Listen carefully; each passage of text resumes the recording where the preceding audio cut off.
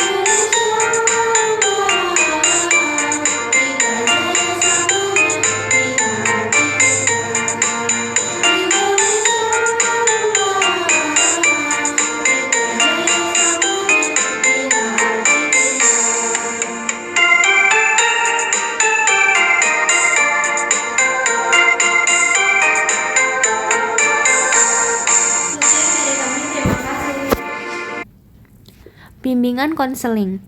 Usaha saya untuk menampilkan musikalisasi puisi dengan baik dan percaya diri adalah berlatih secara rutin, menghafal puisi, dan memahami maknanya, serta mencoba tampil di depan teman atau cermin agar lebih terbiasa.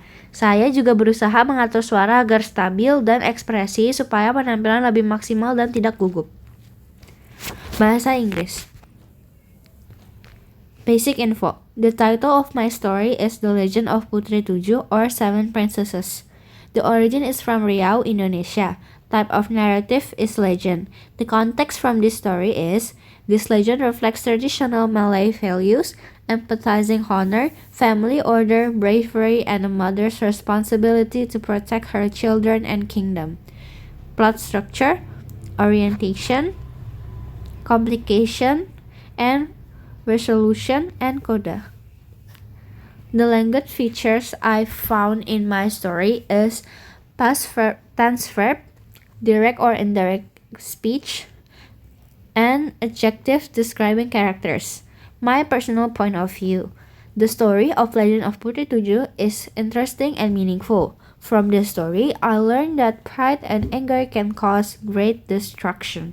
I also learned that a leader must be brave and wise like Queen Cixima. PJOK. Nomor 1. Senam lantai adalah jenis gerakan fisik yang dilakukan di atas lantai dengan menggunakan matras. Disebut senam lantai karena semua gerakannya dilakukan di lantai tanpa alat besar. Nomor 2. Unsur-unsur gerakan senam lantai. Kekuatan, kemampuan tubuh untuk menahan beban. Kelenturan, kemampuan tubuh bergerak seluas mungkin tanpa cedera. Keseimbangan, kemampuan tubuh untuk menahan posisi tubuh yang stabil. Nomor 3. Cara melakukan kayang. Kayang dapat dilakukan dari tidur dengan mendorong tangan dan kaki hingga badan melengkung, atau dari berdiri dengan mencondongkan tubuh ke belakang sampai tangan menyentuh lantai. Nomor 4. Cara melakukan sikap lilin dan kesalahan yang sering dilakukan. Sikap lilin dilakukan dengan mengangkat kaki lurus ke atas dan menopang pinggang dengan tangan. Kesalahan umum adalah kaki yang tidak lurus dan badan tidak seimbang. Tujuan dari senam lantai adalah meningkatkan kebugaran, kekuatan, dan kelenturan tubuh serta melatih konsentrasi dan kepercayaan diri. Berikut adalah gambar PJOK. Gerakan tersebut adalah gerakan senam lantai kayang, dilakukan di atas matras. Berikut adalah poster proposal IPA saya dan hasil produk maket yang dibuat oleh kelompok saya. Maket ini menunjukkan prinsip kerja sistem hidrolik pada lift mobil. Sistem hidrolik bekerja berdasarkan hukum Pascal, yaitu tekanan yang diberikan pada fluida akan diteruskan sama besar ke segala arah. Ketika fluid ditekan, tekanan air mengalir melalui selang dan mendorong bagian lain sehingga lift dapat bergerak naik. Prinsip ini banyak digunakan dalam kehidupan sehari-hari seperti pada mobil, lift mobil, dan dongkrak hidrolik.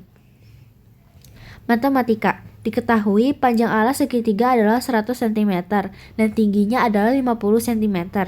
Karena yang kita pakai dalam satu segitiga hanyalah setengahnya. Lalu di sini juga diketahui akar 5 adalah 2,24. Jumlah segitiga adalah 12 buah dan jembatan memiliki 2 sisi. Yang ditanya, panjang besi yang diperlukan untuk membuat 2 sisi jembatan. Jawab, kita peramakan sebagai X kuadrat. Lalu kita masukkan tinggi dan alasnya, lalu kita dapatkan 10.000 ditambah 2.500, maka X kuadrat adalah 12.500. Kita jadikan akar, maka kita mendapat akar 12.500. Kita pecah menjadi akar 125 dikali akar 100. Akar dari 125 adalah akar 25 dikali 5 dan akar dari 100 adalah akar 10 dikali 10. Lalu kita ambil akar dari 25 adalah 5. Maka 5 akar 5 dikali 10. Maka kita dapatkan 50 akar 5. Lalu kita masukkan akar 5 yang sudah diketahui tadi, yaitu 2,24. Maka 50 dikali 2,24 hasilnya adalah 112 cm. Lalu panjang sisi miring satu segitiga adalah 112 cm. Sekarang 112 dikali 12.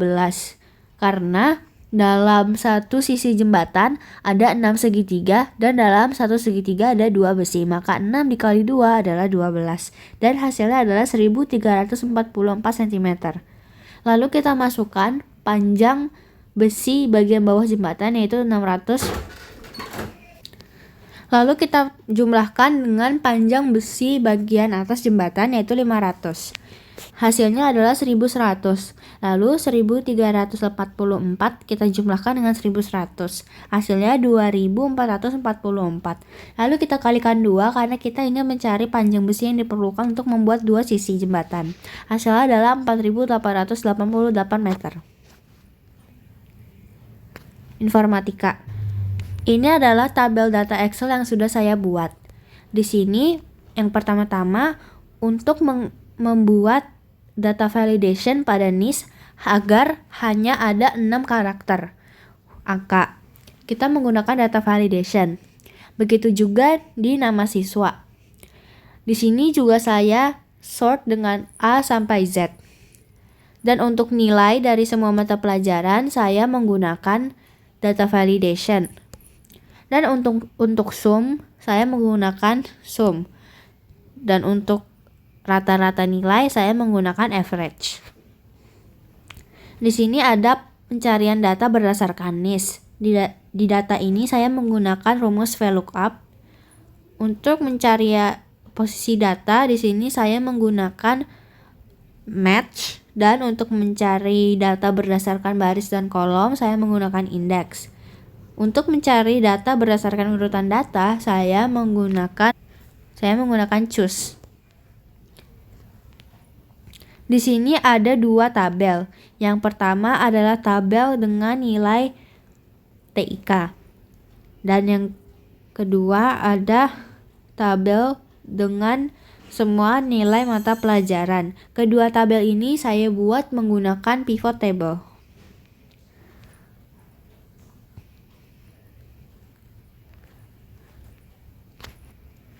Di sini ada row tables untuk mencari sum dari semua mata pelajaran dari satu siswa. Saya menggunakan pivot table. Di bawah ini ada lagi table yang saya buat dengan list sesuai bulan, alfa, izin, dan sakit. Kita masukkan total presensi per siswa di sini menggunakan COUNTIFs. Dan untuk total presensi siswa per bulan menggunakan SUMIFs.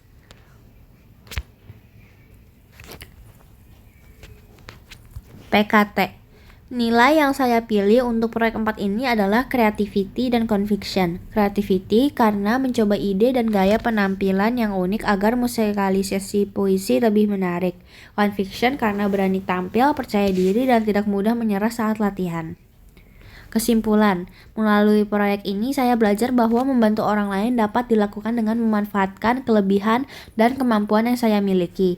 Dengan menggunakan kekuatan diri secara positif, saya dapat memberikan manfaat dan dampak baik bagi orang di sekitar saya. Sekian presentasi proyek 4 dari saya. Terima kasih.